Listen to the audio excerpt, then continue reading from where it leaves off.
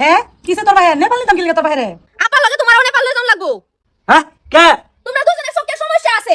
মায়া কে চোখের সমস্যা তোমরা চোখ তো বাসে না, আমার বয়সে বুঝে রাখা গেছে।